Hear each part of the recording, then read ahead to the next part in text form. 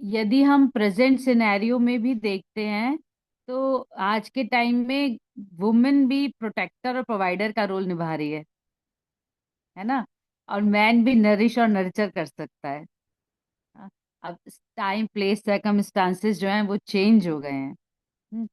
But दोनों एक दूसरे को रोल को कर सकते हैं। बट करना क्या है, सोसाइटी में एक दूसरे के साथ हार्मनी और म्यूचुअल रिस्पेक्ट के साथ इन रोल्स को हमें निभाना है। ठीक है। तो श्रीमद् भागवतम में उदाहरण आता है फर्स्ट कैंटो में, कैसे बुल का की कली के द्वारा बुल को जो एक्सप्लॉइट किया जा रहा था, है ना। तो पुरुष जो है वो धर्म को रिप्रेजेंट करता है, क्योंकि भागवतम में भी हम देखते हैं कि बुल जो था वो धर्म को रिप्रेजेंट कर रहा था, है ना।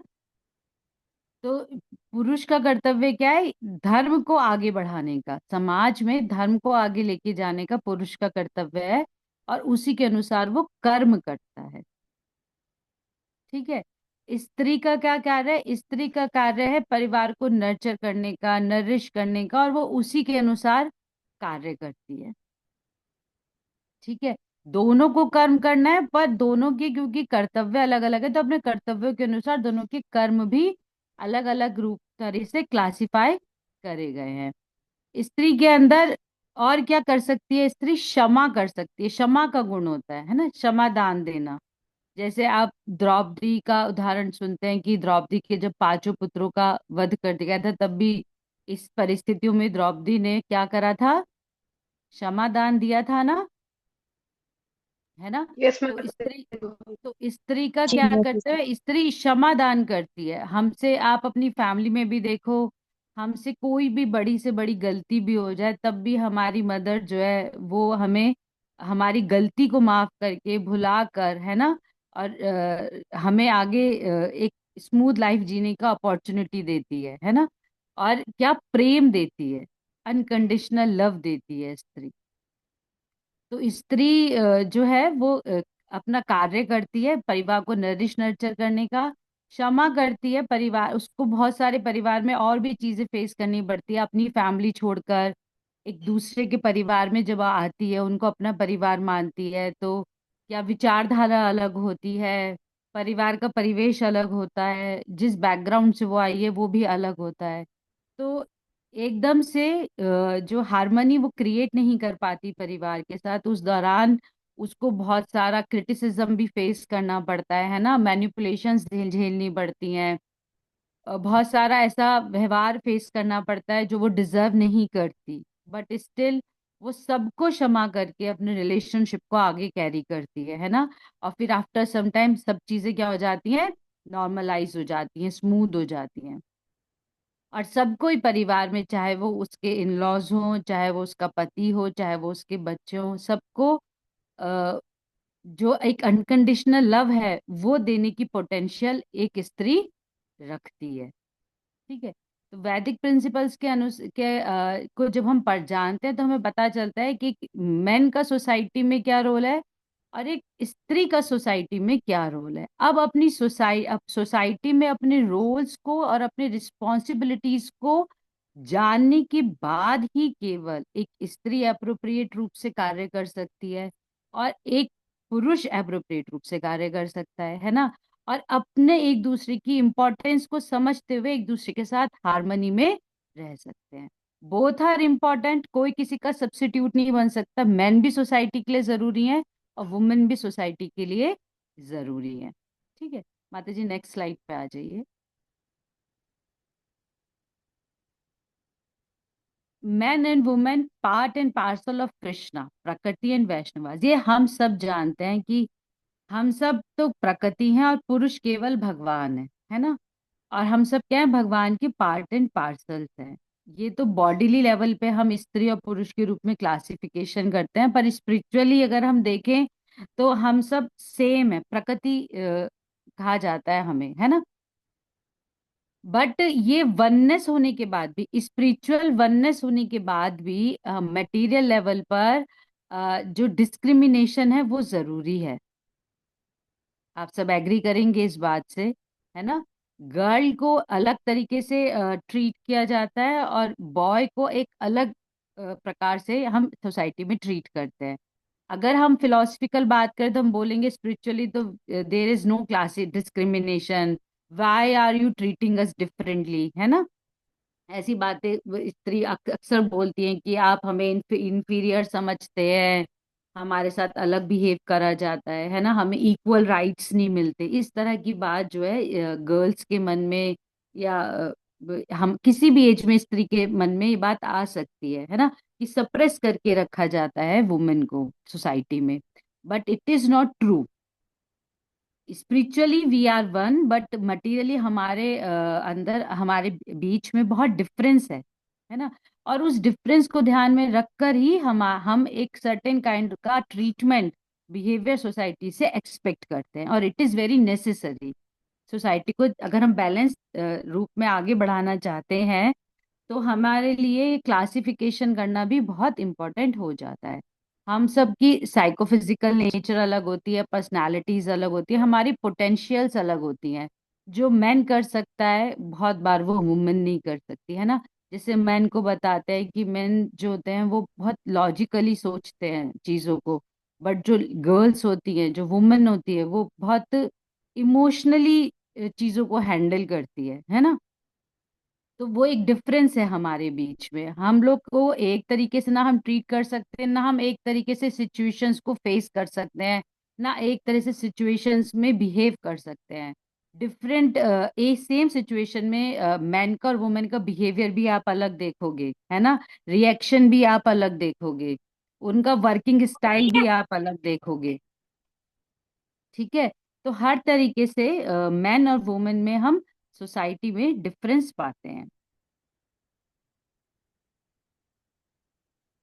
नेक्स्ट स्लाइड करिए माता जी। हम्म।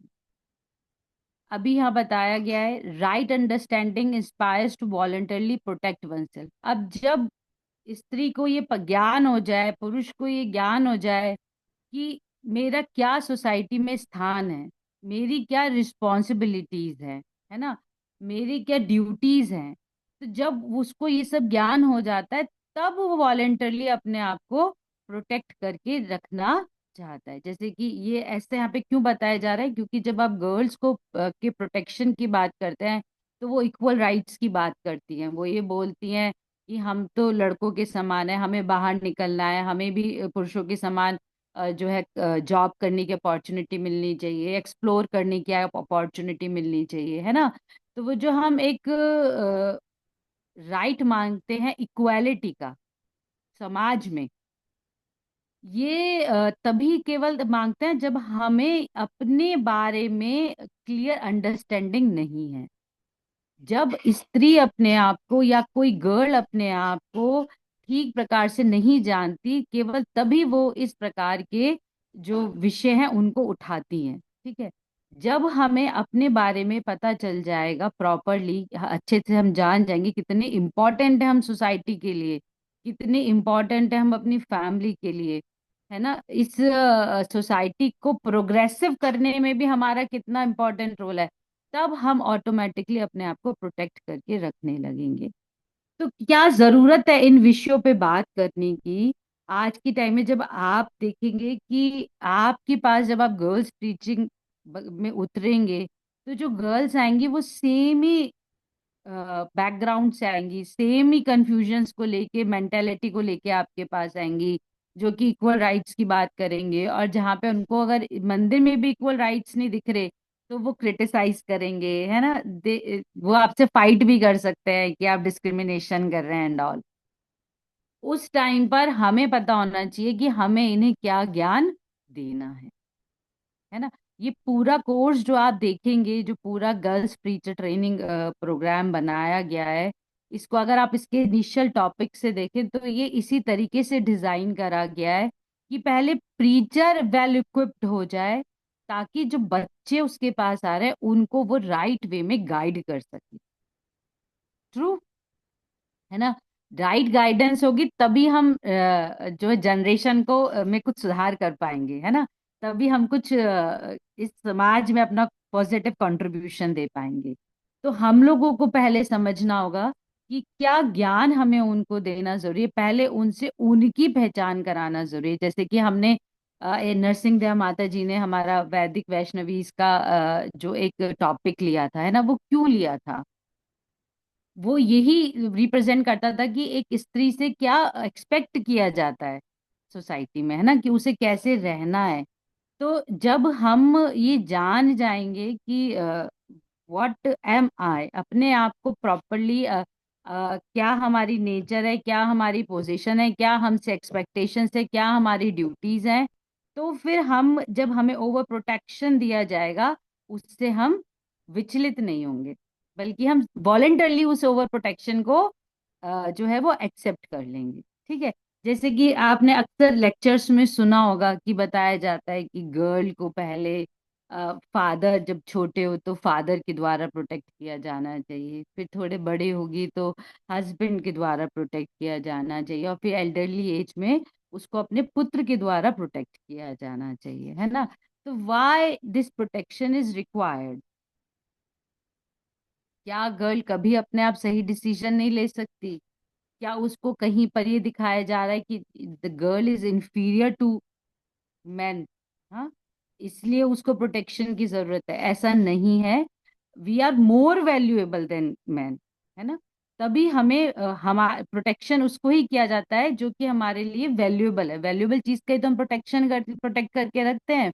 जैसे गोल्ड को आप प्रोटेक्ट करके कहाँ पे रखते हो? जहाँ पे कोई उसको इजीली नहीं, किसी इजीली किसी को मिल पाए तो आप लॉकर में रखोगे, या अपने घर में किसी सेफ प्लेस पे रखोगे। इसी प्रकार से गर्ल को भी प्रोटेक्शन की जरूरत है, पर उसे पता ही नहीं है कि वो कितनी वैल्यूएबल है। इसलिए वो इस तरह की बातों पे एजिटेट होती है, एंगर शो करती है, एग्रेसिव हो जाती हैं, है ना। तो हमें वो राइट अंडरस्टैंडिंग उनको देनी है, उनको उनकी ड्यूटी से अवगत कराना है, ताकि वॉलेंटरली वो उस प्रोटेक्शन को वो अडॉप्ट कर ले। ठीक है।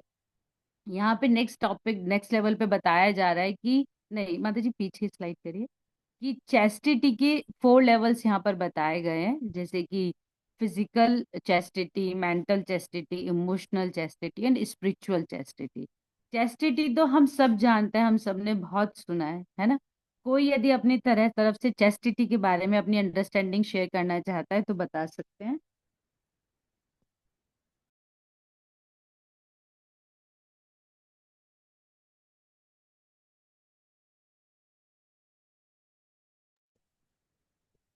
हरे कृष्णा। यदि चेस्टिटी से संबंधित आप अपनी अंडरस्टैंडिंग कुछ बताना चाहते हैं तो बता सकते हैं, फिर हम आगे बढ़ेंगे डिस्कशन में।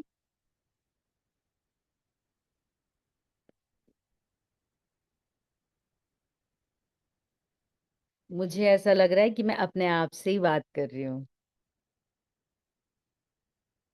आप हैंड रेज कर सकते हैं।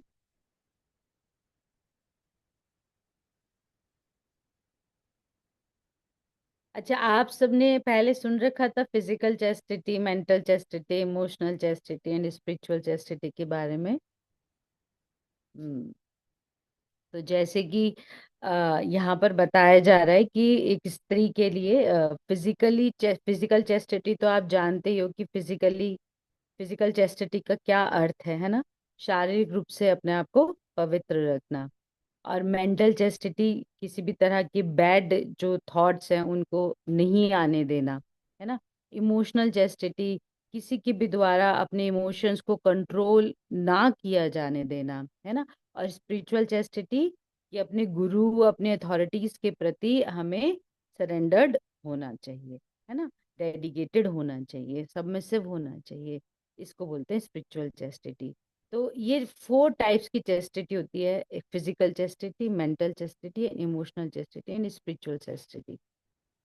तो एक स्त्री को इन सबको प्रोटेक्ट करके चलना है। उसका जो बिहेवियर है सोसाइटी में वो ऐसा होना चाहिए कि ये सब पर वो फोकस्ड रह सके।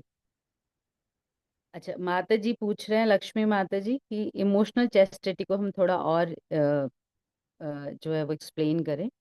इमोशनल चेस्टिटी से मतलब है, सपोज अपने इमोशंस का जो रिमोट है वो हमें किसी और के हाथ में नहीं देना, किसी और के द्वारा हमें ट्रिगर नहीं होना। हमें फर्म रहना है, इमोशनली स्ट्रांग रहना है, और अपने इमोशंस को भी बाउंड करके रखना है। ये नहीं, जैसे आजकल के टाइम में हम देखते हैं इमोशनली बहुत ज्यादा अप्स एंड डाउन्स हम लोगों के जीवन में देखते हैं, है ना।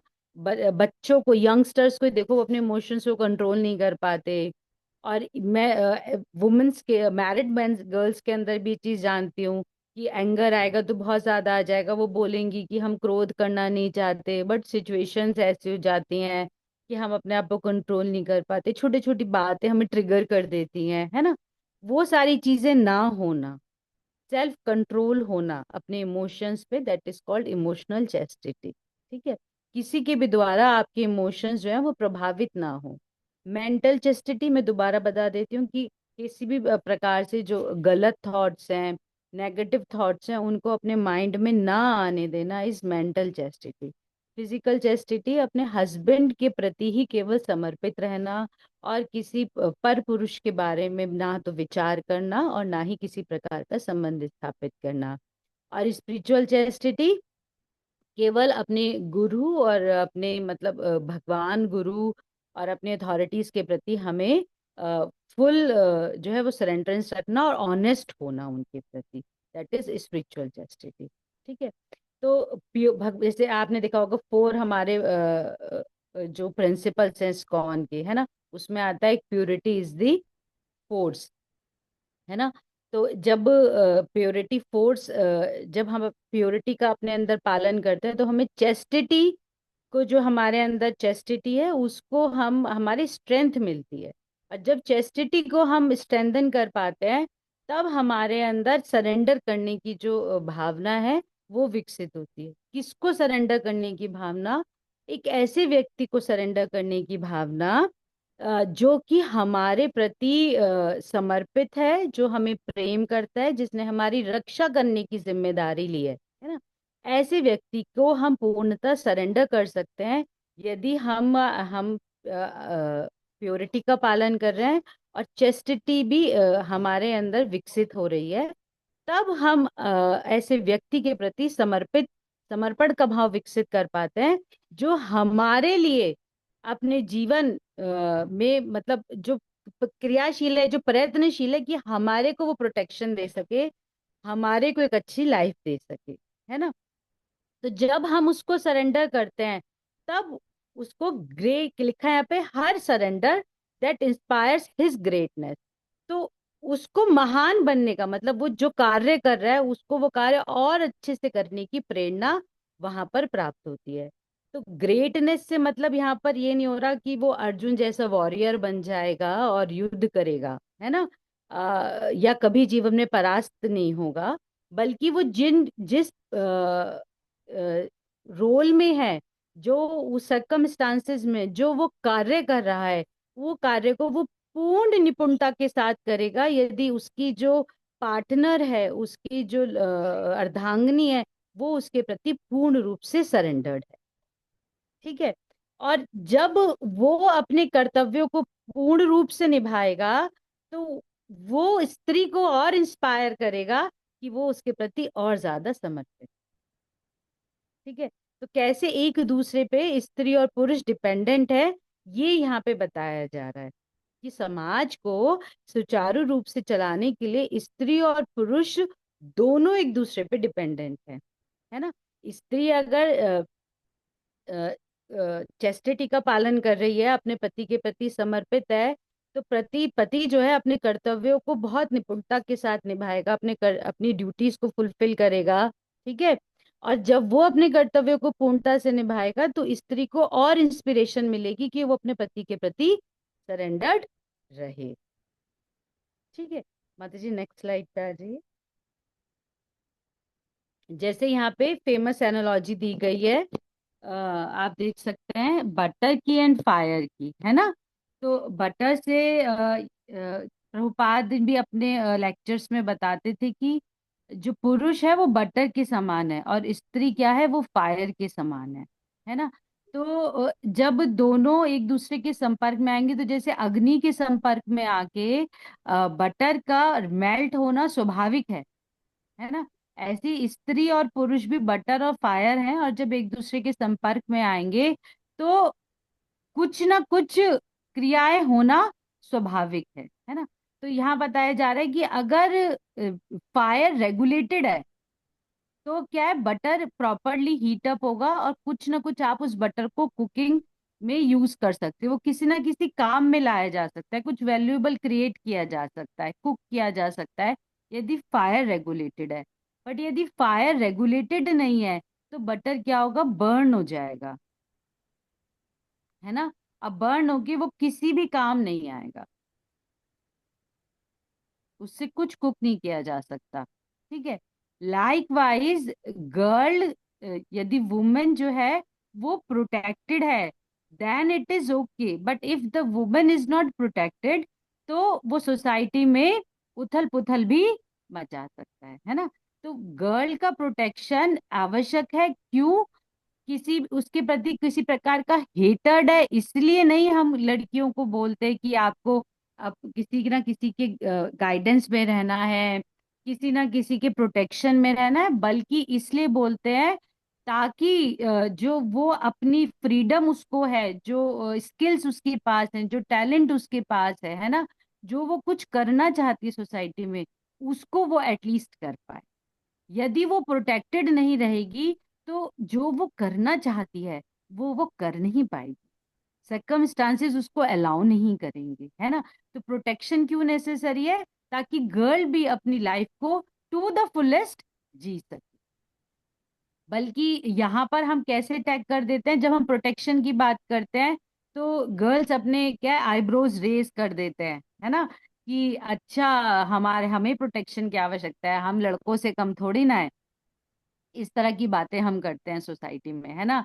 और हम तो लड़कों के बराबर हैं, लड़के बाहर निकल सकते हैं, रात को घूम सकते हैं, स्मोक कर सकते हैं, जीन्स पहन सकते हैं, शॉर्ट कपड़े निक्कर में निकल सकते हैं, तो हम भी शॉर्ट्स में निकल सकते हैं, है ना। इस तरह से हम हर चीज में कंपैरिजन करते हैं बॉयज के साथ, but it is not right, है ना। गर्ल्स की ड्यूटीज अलग हैं, गर्ल्स का जो नेचर है वो अलग है, और गर्ल्स के नेचर के अकॉर्डिंग ही उनको जब हम ट्रीट करते हैं तो ही केवल गर्ल्स सोसाइटी में कुछ पॉजिटिव कंट्रीब्यूशन दे सकती हैं। ये हमने वर्ड्स जो है वो डिस्कस कर लिया है ऑलरेडी। माता जी नेक्स्ट स्लाइड पे आ जाइए। तो ये तो प्रैक्टिकल जो हमने वैदिक इंजेक्शंस देखे उनके एक को समराइज वे में यहाँ पे प्रेजेंट करा गया है, एक ग्लैंस में आप लोगों को बताया गया है कि वैदिक ज्ञान के अनुसार स्त्री की क्या भूमिका है और उसको कैसे रहना चाहिए, पुरुष की क्या भूमिका है और उनको कैसे रहना चाहिए, है ना। कैसे स्त्री को हर जगह पुरुष के द्वारा प्रोटेक्ट किया जाना चाहिए, है ना, उसकी नीड्स को फुलफिल करा जाना चाहिए, तभी हम केवल एक हैप्पी सोसाइटी का निर्माण कर सकते हैं। अब यहाँ पे बताया जा रहा है आज के प्रेजेंट ये जो हमारा सिनेरियो है उसमें हम इन वैदिक टीचिंग्स को कैसे इम्प्लीमेंट करेंगे। तो हमारे पास, हमने स्टार्टिंग में बात करी थी कि दो एरियाज है हमारे पास, being a devotee spiritual environment, और क्योंकि आजकल हर कोई वर्किंग है, गर्ल्स भी वर्किंग है, तो प्रोफेशनल एनवायरनमेंट उनका, है ना। तो दोनों में कैसे हमें रहना चाहिए, आज हम प्रोफेशनल एनवायरनमेंट की बात करेंगे कि प्रोफेशनल जो परिवेश है उसमें हमारा क्या बिहेवियर रहना चाहिए। ठीक है। इसमें 4 पॉइंट्स बताए गए हैं जिन पे आज हम चर्चा करेंगे। स्पिरिचुअली हमें कैसे बिहेव करना चाहिए जब हम एक स्पिरिचुअल एनवायरनमेंट में हैं, उस पर डिस्कशन हम नेक्स्ट क्लास में करेंगे, सेकंड सेशन जो होगा इस टॉपिक पर उसमें डिस्कशन करेंगे। तो यहाँ पर बताया गया है कि हमें रिस्पेक्टफुल रहना है बट प्रोफेशनल बिहेवियर मेंटेन करना है। तो जब बताया जा रहा है कि जब आप प्रोफेशनली किसी प्रोफेशन में हो, जॉब करते हो, तो आपको हर जगह क्या है, यहाँ पे फ्री मिंगलिंग, आप पढ़ाई भी करने जाओगे तो वहां पे भी क्या है, फ्री मिंगलिंग है। गर्ल्स बॉयज फ्रीली घूमते हैं, साथ बैठते हैं, साथ खाते हैं पीते हैं, है ना।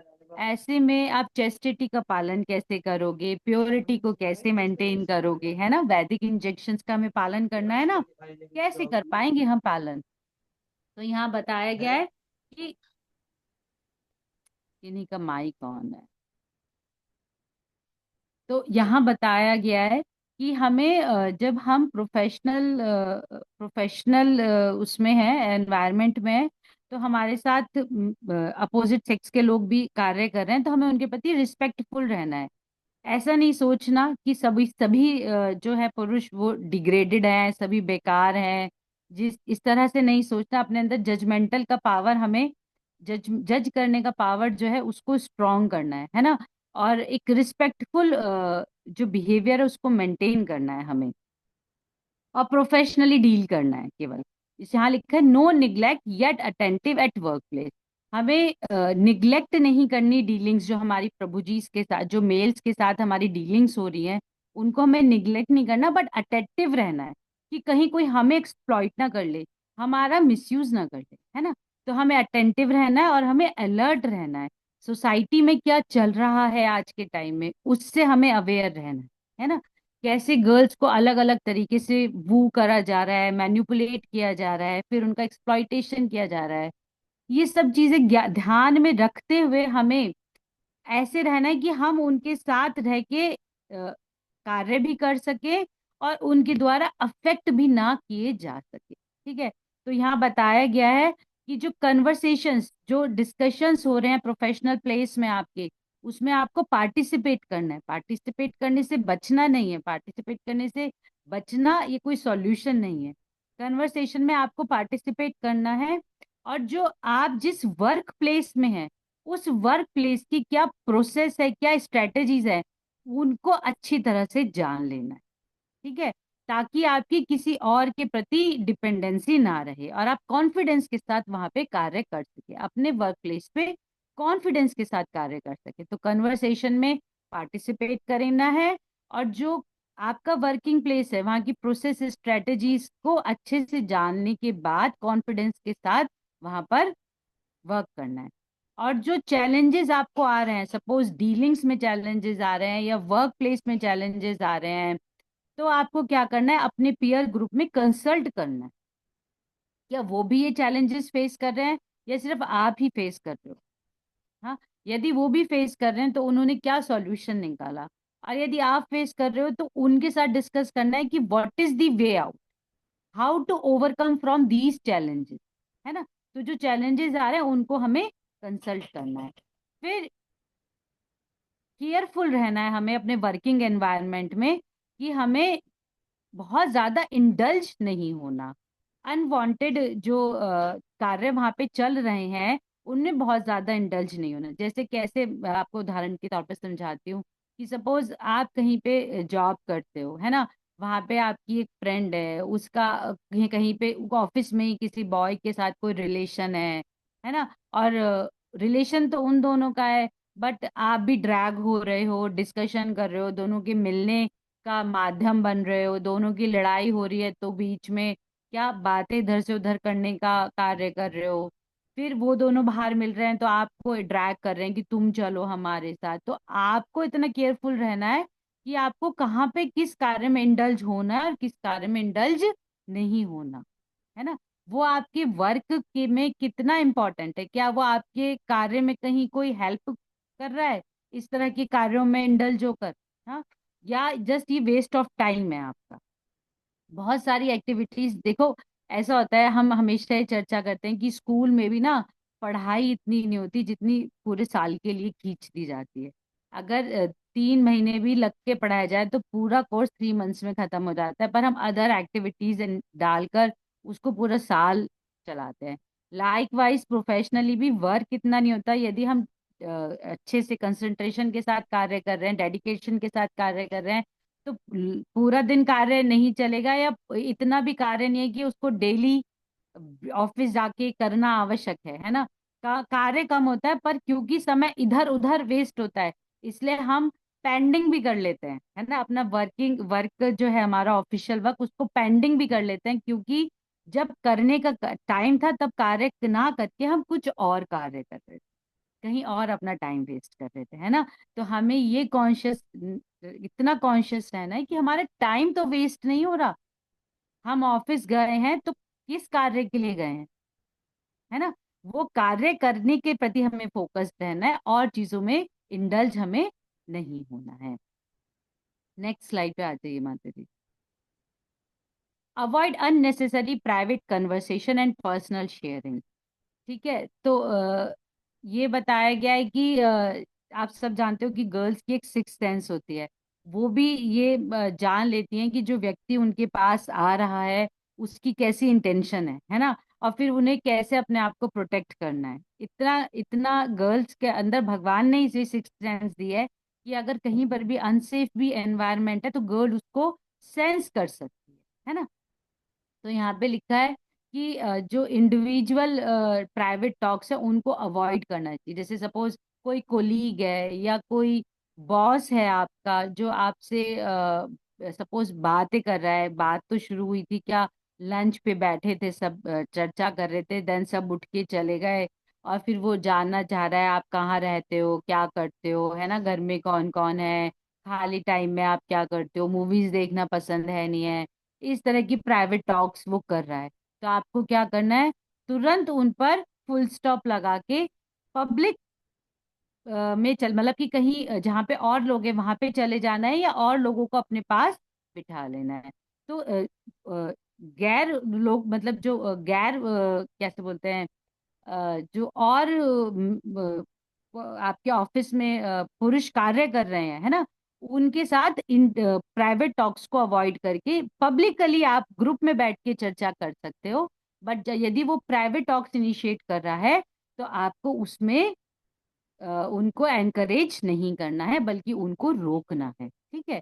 अपने आप को भीड़ में रख के और लोगों के साथ रख के, जैसे सपोज हम आपको बताएं तो उदाहरण के तौर पे बता रहे हैं कि कैसे अभी हमारे बच्चे, जो मेरी डॉटर है वो बाहर पढ़ती है तो उसका कुछ अटेंडेंस का इशू आ रहा था, जिसके लिए उसको सर के पास जाना था और सर से बात करनी थी अटेंडेंस के लिए। तो मैंने, वो प्रभु जी ने, दोनों ने उसको यही बोला कि ठीक है तुम जाओ सर के पास, अब बात करो, बट डोंट गो अलोन, है ना।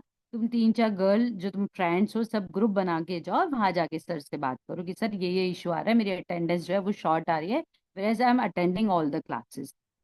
तो इस तरह से हमें पता होना चाहिए कि कहाँ पे हमें और लोगों को अपने साथ लेके चलना है, ताकि कम से कम हम गैर पुरुष के साथ प्राइवेट टॉक्स में इंडल्ज हों या प्राइवेट मूवमेंट्स उनको हम दे सकें, वो हमें खुद ही प्लान करना पड़ेगा। ये फ्रीक्वेंट अप्रोचेस मीडिया, जैसे यहाँ बताया गया है कि आज के टाइम में जो फिजिकली अप्रोच है वो तो व्यक्ति बहुत लास्ट में करता है आकर, है ना। सबसे पहले तो वो थ्रू मीडिया ही आपको अप्रोच करता है। जैसे सपोज आपने कोई फोटो अपनी पोस्ट कर दी तो उस पे लाइक कर दिया, कमेंट कर दिया, है ना, ट्विटर पर, इंस्टाग्राम पर, इस तरह से आपको क्या करते हैं, फॉलो करते हैं, व्हाट्सएप के माध्यम से आपको अप्रोच करने का कोशिश करते हैं। तो आप लोगों को इतना पता होना चाहिए कि मुझे कब रिस्पॉन्स करना है, किन मैसेजेस को रिस्पॉन्स करना है, कब रिस्पॉन्स नहीं करना। जैसे बहुत सारे जगह प्रोफेशनली क्या देखा जाए, जब इंटेंशन सही नहीं है तो late night messages and all आते हैं, तो उन्हें हमें कभी रिस्पॉन्ड नहीं करना चाहिए, है ना। हमें पता होना चाहिए कि प्रोफेशनल मैसेज कौन सा है, मेरे प्रोफेशनल से संबंधित मैसेज कौन सा है जिस पे मुझे रिस्पॉन्स करना है। तो ये जो मीडिया का जो माध्यम है जिसके द्वारा लोग हमें अप्रोच करते हैं, है ना, ये देखने के लिए कि आर वी ओपन और नॉट, तो उस पर भी हमको रिस्ट्रिक्शन लगाना चाहिए। फिर आता है कि over dependency, help of task, कि कभी कुछ हमें टास्क मिल गया या तो हमें क्योंकि नॉलेज नहीं है तो हम किसी दूसरे पे ओवर डिपेंडेंसी दिखा रहे हैं, तुम मेरी हेल्प कर दो, तुम मेरा प्रोजेक्ट बना दो, है ना। तो उससे क्या है, वो हमारे कमजोरी का फायदा उठा सकते हैं, है ना। तो इसके लिए बताया गया है कि खुद को पहले, जो कार्य आपको दिया जा रहा है, जो रिस्पॉन्सिबिलिटी आपको दी जा रही है, उससे पहले खुद को अच्छे से अपग्रेड कर लो, ताकि किसी दूसरे पे आपको डिपेंडेंसी ना क्रिएट करनी पड़े, किसी दूसरे से हेल्प सीख ना करनी पड़े अपने प्रोजेक्ट्स को पूरा करने के लिए, अपने टास्क को फुलफिल करने के लिए। ठीक है। और यहाँ बताया गया है कि कॉन्फिडेंशियल पर्सनल शेयरिंग, कि जब कैसे जो है बहुत सारे तरीके से जो व्यक्ति प्रोफेशनली, कई बार इंटेंशन सही नहीं होती तो क्या कभी कुछ आपकी तारीफ करके, कभी आपको गिफ्ट देकर, या जबरदस्ती आपको हेल्प आउट कर कर, है ना, आपका दिखाने की कोशिश करते हैं कि हम तो तुम्हारे वेल विशर हैं, और हम तुम्हारा बुरा नहीं चाहते, हम तो तुम्हारे लिए अच्छा ही सोचते हैं, इस तरह के कार्य करते हैं ऑफिस ऑफिस ऑफिस में लोग। तो हमें क्या करना है, यदि कोई इस तरह से हमारे बिना मांगे, हाँ, हमारे बिना एक्सपेक्ट करे हमारी तारीफ कर रहा है ना, तो हमें उससे बहुत जल्दी इम्प्रेस नहीं हो जाना चाहिए। यहाँ पे बताया जा रहा है कि बहुत स्मार्टली हमें उन चीजों को डीटूर कर देना चाहिए कि कैसे हम उसको वापस मतलब दिखा दे कि we don't need your help, और वो भी I don't need, I don't care about what you say about for about my appearance and all, about my dress and all, about my hairstyle, about my looks। ऐसे अलग अलग चीजों पे लोग क्या है ऑफिस में, क्योंकि साथ रहते हैं, कैजुअल हो जाते हैं, तो तारीफ कर देते हैं, वो करने की कोशिश करते हैं। तो हमें बहुत स्मार्टली इन सब चीजों से ओवरकम करना आना चाहिए। इम्प्रेस नहीं हो जाना चाहिए कि अरे वो तो मेरी इतनी तारीफ करता है, वो तो मुझे इतना पसंद करता है ना, कह रहा है तो चलो बाहर चले जाते हैं मिलने के लिए। इस तरह से हमें नहीं करना चाहिए। हमें फर्मली जो है वो नो कहने की आदत होनी मतलब आना चाहिए, या ये पता होना चाहिए कि कैसे मैं स्मार्टली उसके जो इरादे हैं उनको जानने के बाद उनको धाराशायी कर सकूं, हाँ, और अपने कार्य पे फोकस कर सकूं, ताकि मेरी चेस्टिटी कैसे भी करके हैम्पर ना हो। फिर आता है इनअप्रोप्रिएट एलिजिमेट टॉपिक्स। तो बहुत सारे बार जब आजकल गर्ल्स बॉयज बहुत फ्रैंक होते हैं, है ना, और वो ही दिखाते हैं कि हम किसी भी प्रकार के कुछ बाउंडेशंस नहीं मानते, तो बहुत इनअप्रोप्रिएट टॉपिक्स पे भी ओपनली चर्चा करते हैं। ये मीडिया के माध्यम से भी लोगों को एक ऐसा प्लेटफॉर्म मिल गया है, क्योंकि आजकल मीडिया में सभी कुछ दिखाया जाता है ना, तो गर्ल्स बॉयज भी किसी भी प्रकार का कोई एप्रीहेंशन नहीं मानते किसी भी विषय को चर्चा करने के लिए। पर यदि आप चेस्टिटी का पालन करना चाहते हैं, तो आपको क्या करना है, जब इन इस प्रकार की बातें हो, तो आपको फैमिली वैल्यूज और रिलेशनशिप्स जैसी चीजों को ज्यादा फोकस करना चाहिए, ज्यादा डिस्कशंस में जो है अपने इन्वॉल्व करना चाहिए। यदि कोई व्यक्ति आपसे कुछ इस तरह के टॉपिक डिस्कशन कर रहा है जिसमें आप अनकंफर्टेबल फील करते हो, तो आपको तुरंत अपनी कन्वर्सेशन को वैल्यूज एंड रिलेशनशिप्स पर ले जाना चाहिए। ठीक है माता जी, नेक्स्ट स्लाइड पे आ जाइए। That is the third point, dress modestly and behave with dignity to command respect. यह बताया कि जब आप ऑफिस में जा रहे हैं, तो आपका जो एक्सटर्नल ड्रेस है ना, वो जो आपका अटायर है, वो आपकी thought process, priorities, trends, pattern सबको रिप्रेजेंट करता है ना। आप आपके साथ कैसा बिहेव करा जाए, ये भी आपकी ड्रेस बता देती है। पर जो इम्पोर्टेंट है ज्यादा, वो है हमारा इंटरनल ड्रेसिंग, है ना, हमारा कैसा बिहेवियर है, और हमारी क्या वैल्यूज है, हमारे क्या बिलीव्स हैं, हम किस कल्चर से आए हैं, हमारे रूट्स क्या हैं, क्या हमारी क्वालिटीज है, हम कितने ज्यादा अपने जो हमारे कमिटमेंट्स हैं उनको फुलफिल कर पाते हैं, अपने प्रोमिसेस को पूरा कर पाते हैं। ये सारी चीजें हमारे लिए ज्यादा इम्पोर्टेंट होती है, एक्सटर्नल ड्रेसिंग इतनी इम्पोर्टेंट नहीं होती। आज के टाइम में ये सब चीजें क्यों चर्चा की जा रही हैं, क्योंकि हम यंगस्टर्स से डील करते हैं, और यंगस्टर्स आप देखोगे प्रेजेंट सिनेरियो में अपनी एक्सटर्नल अपीयरेंस पे बहुत ज्यादा ध्यान देते हैं, है ना। Internally how weak they are, they don't care, है ना। तभी तो किसी की भी मैनिपुलेशन में फंस जाते हैं, फिर आप गलत डिसीजंस ले देते हैं, लाइफ लॉन्ग रिग्रेट करते हैं, है ना। तो ऐसी बहुत सारी चीजें सोसाइटी में चल रहे हैं, आप लोग को भी पता होगा। अ, तो यहाँ बताया जा रहा है एक्सटर्नल ड्रेसिंग इंपॉर्टेंट है ना, बट उससे ज्यादा इंटरनल हमारी जो कोटिंग है वो इम्पोर्टेंट है। तो हमें ज्यादा जो वैल्यू करना चाहिए, वो अपने इंटरनल वैल्यूज को करना चाहिए, है ना। What I am from inside, what I am from with in, है ना। मेरा क्या कल्चर है, मैं किस किन किन कल्चर से आ रही हूँ, मुझे मेरे रूट्स क्या है ना, मेरे क्या स्किल्स हैं, क्या क्वालिटीज है मेरे अंदर, what makes me a good person. इन सब चीजों पे हमें विचार करना चाहिए।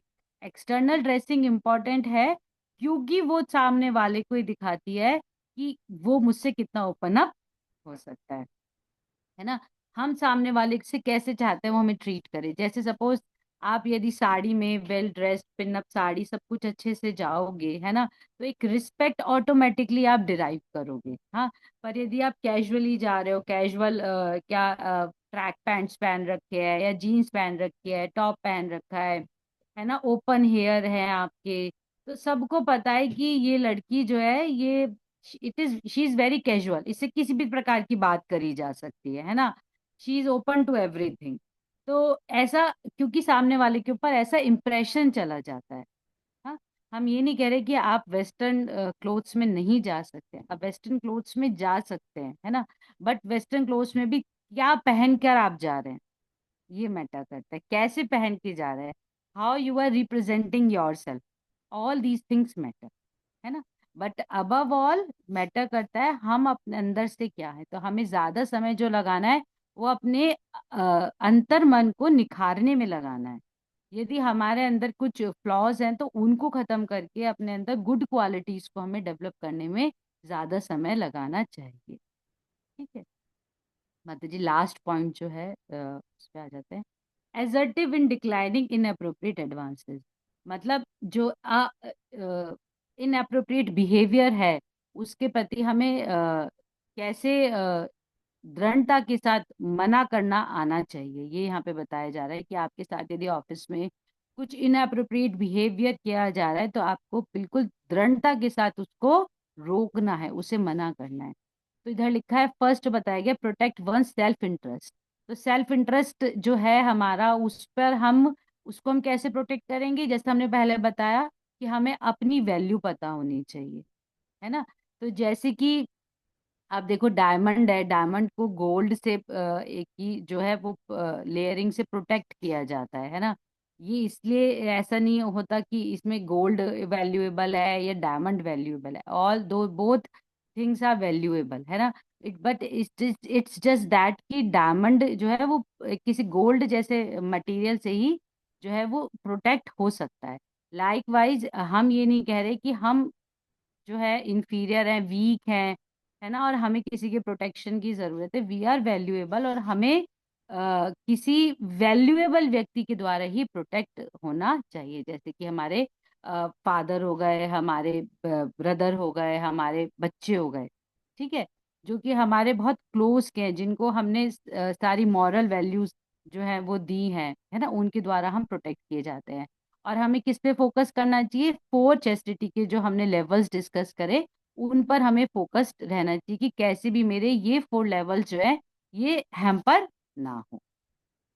फिर आता है balance talk, values ethics along side the work.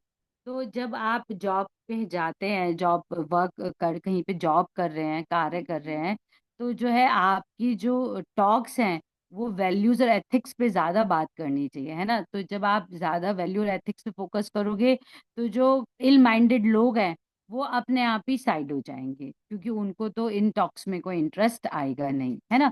तो हमें स्टिक रहना चाहिए कि हम किस तरह की जो चर्चाएं हैं उन पे पार्टिसिपेट कर रहे हैं, किस तरह की चर्चाओं को इनिशिएट कर रहे हैं, है ना। यदि हम ही लूज टॉक्स करेंगे तो जो लूज कैरेक्टर के व्यक्ति आसपास कार्य कर रहे हैं वो ऑटोमेटिकली अट्रैक्ट हो जाएंगे।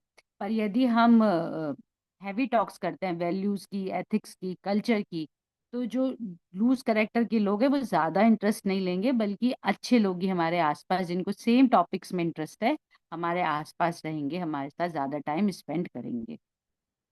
Conduct oneself to command but not demand, तो हमारा बिहेवियर ऐसा होना चाहिए कि हम दूसरों से रिस्पेक्ट को कमांड कर सके, ठीक है, बल्कि ऐसा नहीं कि वो हमसे कुछ इलीगल डिमांड करें, बल्कि हमारा बिहेवियर, हमारी कंडक्ट ऐसी होनी चाहिए कि हम सामने वाले से रिस्पेक्ट को ऑटोमेटिकली कमांड कर सके। डोंट एंटरटेन नॉर री रेसिप्रोकेट कैजुअली, तो कोई भी जो हमसे बात कर रहा है ना, वो व्यक्ति को संभल के हमें रहकर देखना चाहिए कि कहीं हम उसकी जो डिजायर है उसको एंटरटेन तो नहीं कर रहे। हाँ, या उसकी जो चर्चा, जो बात वो हमसे कर रहा है, डिस्कशन जो कर रहा है, उसको हम कैजुअली तो नहीं ले रहे। हाँ, ये हमें हर टाइम अलर्ट होके रहने की आवश्यकता है। क्यों आवश्यकता है, जैसे आप में से तो कुछ लोग बाहर जॉब करते भी होंगे, क्योंकि हम चेस्टिटी का पालन कर रहे हैं, है ना, और हमें पता है कि हम कितने वैल्यूएबल हैं समाज के लिए, है ना, और हम किसी भी प्रकार से एक्सप्लॉइट ना कर दिए जाए। जैसे बताया जाता है कि जो स्त्री है उसको प्रोटेक्शन की आवश्यकता क्यों है। हाँ, क्योंकि वो बहुत जल्दी दूसरों की बातों में क्या है, को सत्य मान के विश्वास कर लेती है ना। तो बहुत क्या इनोसेंट होती है या सिंपल होती है ना। वो कैलकुलेट नहीं कर सकती चीजों को कि वो मेरे पास क्यों आई, ये उसने मुझे ऐसा क्यों कहा, वो मुझे कहाँ ले गया। जैसे अभी रिसेंट मूवी आई है केरला स्टोरीज 2, आप उसमें देखो कैसे लड़कियों को कैसे ही मतलब मैनिपुलेट करा ही जा रहा है और लड़कियां हो ही रही है ना। इट शोज कि दे नीड गाइडेंस, है ना। उनके जीवन में कोई ऐसा व्यक्ति होना चाहिए जो उनको बता सके कि तू ये गलत करिए या तू ये सही करिए, है ना। तो इसलिए केवल ये प्रोटेक्शन की बात करी जाती है। तो हम जब सब ऑफिस चले जाते हैं, आप प्रोफेशनली एक्टिव रहते हैं, तो प्रतिदिन हमारे लिए एक चैलेंज है, क्योंकि प्रतिदिन हम बाहर भौतिक लोगों से मिल रहे हैं, है ना। उनसे उन क्या बहुत सारे लोग अपनी पर्सनल लाइफ भी हमसे डिस्कस कर रहे हैं। पूरा दिन मतलब घर वालों के साथ हम इतना टाइम स्पेंड नहीं करते जितना हम ऑफिस में और लोगों के साथ टाइम स्पेंड करते हैं। हमें ये नहीं पता वो किस बैकग्राउंड से आ रहे हैं, हमें ये नहीं पता अपने खाली समय में वो क्या करते हैं, उनकी उनकी क्या शौक है ना, हम कुछ भी नहीं जानते। और वो इस लायक हैं भी या नहीं कि वो हमारे साथ बैठ सके, हम ये भी जज नहीं कर पाते। तो हमें कितना ज्यादा अलर्ट रहने की जरूरत है जब हम बाहर निकल के कार्य कर रहे हैं। तो हमें किसी की भी बातों को जस्ट लाइक दैट ही नहीं ले लेना चाहिए, रिस्पॉन्स नहीं करना चाहिए कैजुअली। दूसरे की डिमांड्स को, डिजायर को एंटरटेन करने में अपनी एनर्जी को नहीं लगाना चाहिए। हमें देखना चाहिए क्या मेरी प्रोफेशनल डिमांड है, क्या ये मेरे काम में की डिमांड है, या मतलब ये मेरे काम को कहीं आसान कर रहा है, या ये मेरे कार्य कर कि इसमें जो समय लगना है उसको कम कर रहा है। Professionally how it is helping me, if it is not helping me then I should not give it a single thought, I should focus on my work only, है ना। फिर लिखा है check control and curb instinctive tendencies. तो यहाँ बताया गया है, जो हमारे को नेचुरल टेंडेंसीज आ जाती हैं उनको हमें, नेचुरल रिएक्शंस हमारे अंदर आ जाते हैं। कोई बात सुन के सपोज हमें हंसी आ रही है और हम जोर से हंस रहे हैं, हमें आदत है जोर से हंसने की, है ना। तो हमें उन टेंडेंसीज को जब हम बाहर पब्लिक प्लेस में हैं, तो हमें चेक करना है क्या टेंडेंसीज है और उनको कंट्रोल एंड कर्ब करना हमें सीखना चाहिए, है ना। कि घर में हम जैसे रह लेते हैं एकदम फ्रैंकली अपने घर में कंफर्टेबली, हम ऐसे पब्लिकली नहीं रह सकते, है ना। पब्लिकली ऐसे रिएक्शंस नहीं दे सकते, फिर क्योंकि उनको मिसअंडरस्टूड कर लिया जाएगा और फिर और चीजें कॉम्प्लिकेट हमारे लिए हो जाएंगी। तो हम क्योंकि बचपन से एक परिवेश में रहते आते हैं, पैम्पर किए जाते हैं अपने परिवार के द्वारा, ये परिवार में एक सर्टेन काइंड का बिहेवियर देखते हुए आ रहे होते हैं, तो हमारी जो इंस्टिंक्टिव टेंडेंसीज हैं उनको हमें पब्लिकली शो नहीं करना चाहिए, उनको हमें कंट्रोल रखना चाहिए। जैसे एक छोटा सा मैं आपको उदाहरण देती हूँ, बहुत सारी लड़कियां जो कि घर में बहुत प्रेम प्राप्त कर रही हैं, वो ना कैसे बात करती है, मैं जाऊंगा, मैं खाऊंगा, है ना, खाती हूँ जाती हूँ नहीं बोलती, आउट ऑफ मतलब क्या उनके अंदर एक ऐसा आदत होती है बोलने की, मैं ये खाना चाहता हूँ, मुझे यहाँ, मैं यहाँ जाना चाहता हूँ, ऐसे वो ताता लगा के बात करती हैं। आपने बहुत सारी गर्ल्स को ऐसे देखा होगा, मैंने भी देखा। तो ये इस तरह से हम पब्लिक में बात नहीं कर सकते।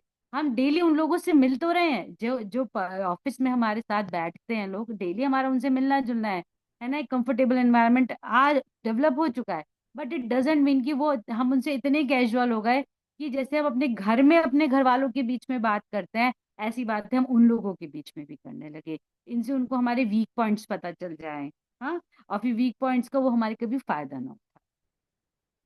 तो हमें ऑन एंड ऑल रिस्पेक्ट सबकी करनी है, बट ट्रस्ट सब पर नहीं करना चाहिए। हम ये नहीं कह रहे कि जब आप बाहर निकलते हो तो हर व्यक्ति बुरा है, ये जरूरी नहीं है कि हर व्यक्ति बुरा हो, बट हमारे अंदर जज करने की भी तो कैपेसिटी नहीं है। तो जब हम जज ही नहीं कर सकते, तो बेटर है हम डिस्टेंस मेंटेन करके रहें, कि कहीं वो हमें किसी भी प्रकार से, कैसे, ना फिजिकली, ना मेंटली, ना इमोशनली और ना स्पिरिचुअली, कैसे भी घी हमें वो जो है डिस्टर्ब ना कर दे, हम इंटरवीन ना कर दें हमारी चीजों में, है ना। हमें हमारे विचारों को प्रभावित ना कर दें। इतना डिस्टेंस हमें हर व्यक्ति से बाहर बनाकर रखना चाहिए। और आज का प्रेजेंट सिनेरियो तो ऐसा है कि केवल मेल्स पे ही ये लागू नहीं होता, बल्कि फीमेल्स पे भी लागू होता है। फीमेल्स के साथ भी ओवर इंडल्ज नहीं हो सकते, अदरवाइज वो भी गलत ले जाते हैं इंटेंशंस को। और गर्ल्स भी आजकल जो बाहर आप निकलते हो, तो वो भी गलत संगति में होते हैं, है ना, गलत संग में होते हैं, और आपको किसी न किसी प्रकार से नुकसान पहुंचा सकते हैं। तो ऑन एंड ऑल ये नहीं कह रहे हम कि अब सिर्फ पुरुषों से ही आपको अपना डिस्टेंस मेंटेन करके रहना है, बल्कि गर्ल्स के साथ भी आपको अपनी बाउंड्रीज सेट करनी है, कि आपको कितना किसी के साथ जो है वो फ्रैंक होना, कोई आपके बारे में कितना जान सकता है, ये कंट्रोल आपके हाथ में होना चाहिए, है ना। तो do not trust anyone, but respect everyone. Respect करिए, आपके बिहेवियर में रिस्पेक्ट की कमी नहीं होनी चाहिए, बट हाँ, इट डजेंट मीन कि आप उनके कार्यों पर ट्रस्ट कर रहे हो, उनके जो वो आपके साथ बिहेव कर रहे हो उन पर ट्रस्ट कर रहे हो। ठीक है, तो सेशन इतना ही है। माता जी नेक्स्ट करिए स्लाइड। ये अब स्पिरिचुअली जो है वो एनवायरनमेंट पर हम चर्चा है, जो कि हम नेक्स्ट सेशन में करेंगे। कुछ 4-5 स्लाइड्स हैं जो हम नेक्स्ट सेशन में लेंगे, ठीक है। तो अभी एक छोटा सा और एक इसका सेक्शन बचा हुआ है, जो मैं स्लाइड्स शेयर नहीं कर पाई शिवान्विता राधिका माता जी को। मैं ग्रुप पे शेयर कर दूंगी, आप लोग उसको बाद में देख सकते हो। वो भगवत गीता का श्लोक 2.70 पर है, ठीक है। उसमें बताया जा रहा है, यदि आप 2.70 श्लोका पढ़ोगे भगवत गीता का, तो इस विषय से संबंधित है वो श्लोका। और उसमें ये बताया जा रहा है कि हम पहले श्लोका का अर्थ पढ़ेंगे। जो पुरुष समुद्र में निरंतर प्रवेश करती रहने वाली नदियों के समान इच्छाओं के निरंतर प्रवाह से विचलित नहीं होता, और जो सदैव स्थिर रहता है, वही शांति प्राप्त कर सकता है। वह नहीं जो ऐसी इच्छाओं को तुष्ट करने की चेष्टा करता हो। तो आज के टॉपिक से इस श्लोका को जो हम रिलेट कर सकते हैं वो इस तरह से, कि हमें जो है वो समुद्र के समान बनना है, ठीक है। और जैसे समुद्र में नदियां प्रवेश करती हैं, पर समुद्र विचलित नहीं होता, ठीक है। पर यदि नदी में ही और पानी उतर आएगा, तो नदी विचलित हो जाती है, ओवरफ्लो हो जाती है ना। पर समुद्र में जो है कोई परिवर्तन नहीं आता। तो यहाँ बताया गया है कि हमको एक समुद्र की भांति रहना है, अपनी फीलिंग्स को वेल एंकर्ड रखना है, चैनलाइज्ड रखना है ना। किसी दूसरे की किसी भी कार्य से वो विचलित नहीं होने चाहिए हमारे अंतर्मन। तो ये इस बारे में ये बताया, इस श्लोका के रेफरेंस से इसको बताया गया है। और जो स्लाइड्स हैं वो मैं ग्रुप पे शेयर कर दूंगी, तो आप उनको रीड आउट कर सकते हो, और फिर उसके बाद कोई अगर डाउट होगा तो वो हम नेक्स्ट सेशन में ले लेंगे, ठीक है। अब आप कोई अपना प्रश्न ले सकते हैं, आप यदि आपको कोई डाउट हो आज के डिस्कशन से, कोई प्रश्न आ रहा हो, तो वो लिया जा सकता है।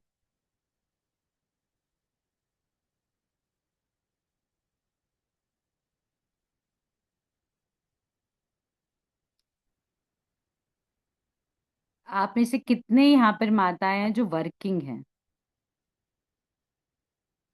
जो कहीं ना कहीं जॉब करती हैं? एक एक माता जी है ओनली, बाकी कोई भी जॉब नहीं करता है, वर्किंग नहीं है।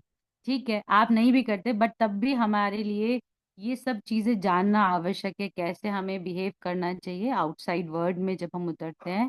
ये हमारे लिए जानना आवश्यक है। और ताकि हम दूसरों को जो इस तरह के एनवायरनमेंट में हैं और फंसे हुए हैं, they need our guidance, they need our time, है ना, उनको हम ये चीजें बता सकें, ठीक है। थैंक यू सो मच इतने धैर्य के साथ सुनने के लिए। आई होप मैंने आज के टॉपिक के साथ जस्टिस करा होगा। तो कहीं मुझसे त्रुटि हुई हो तो उसके लिए मुझे क्षमा करिएगा। जगत गुरु श्री प्रभुपाद की। जय। हरे कृष्ण माता जी, सादर प्रणाम माता जी। क्वेश्चन था हाँ जी।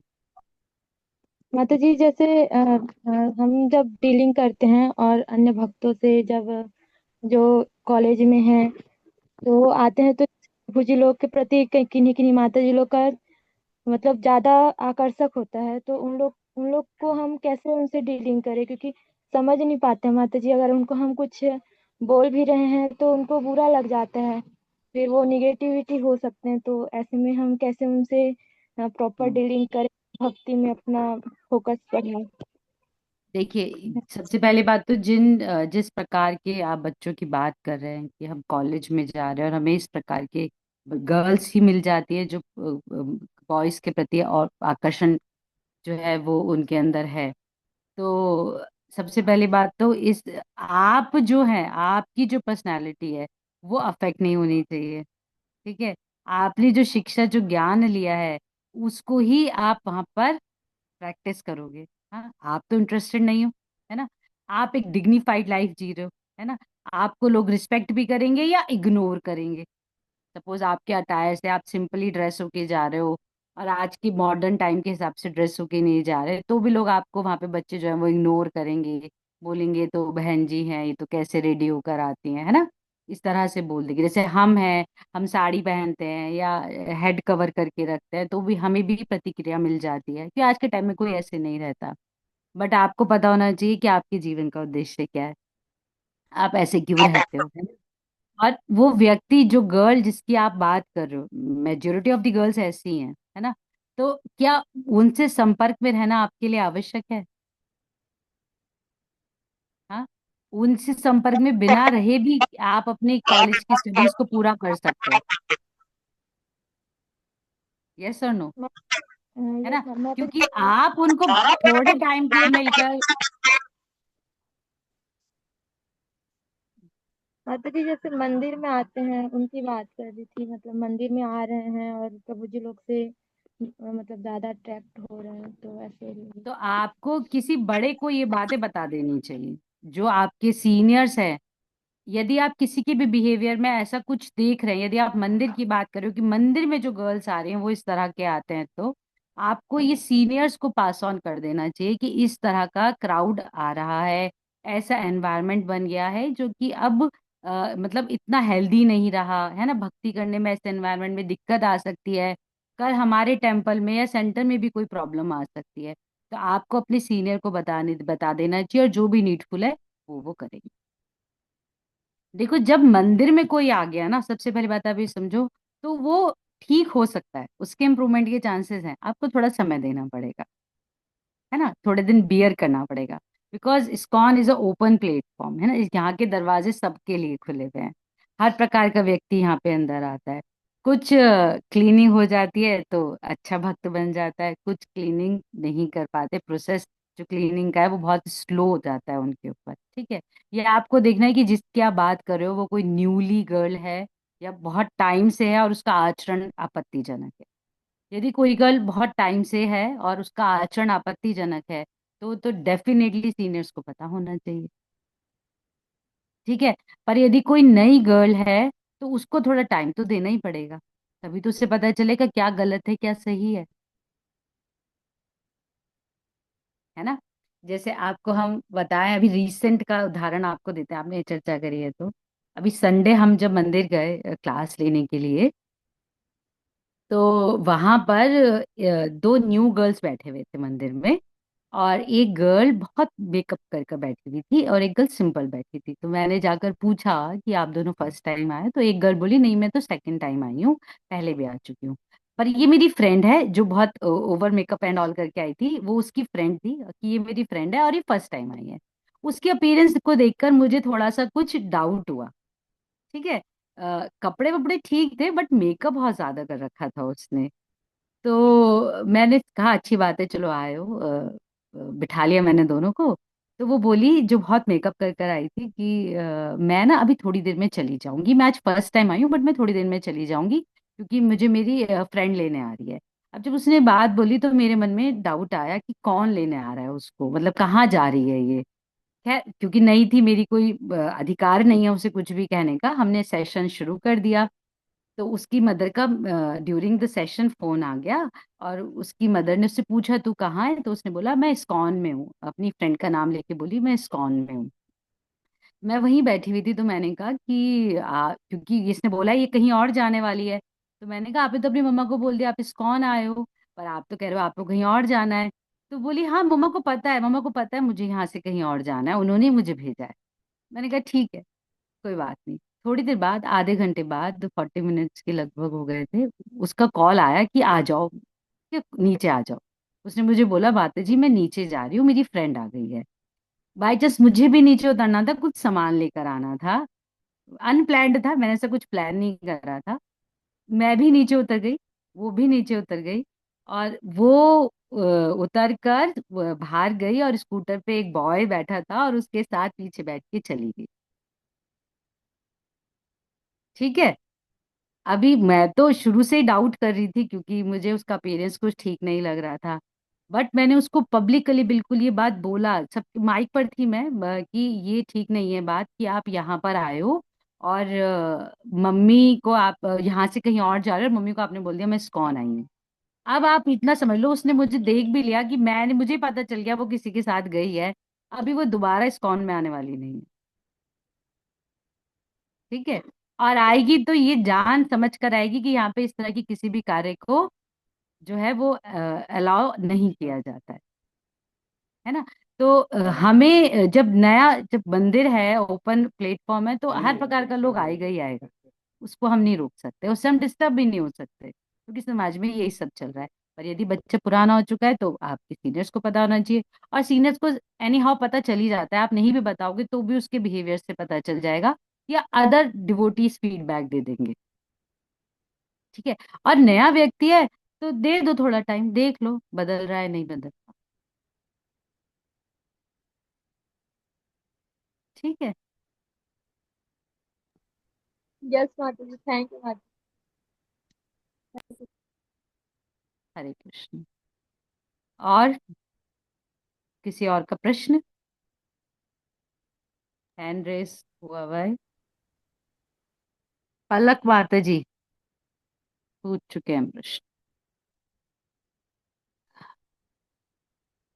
ठीक है।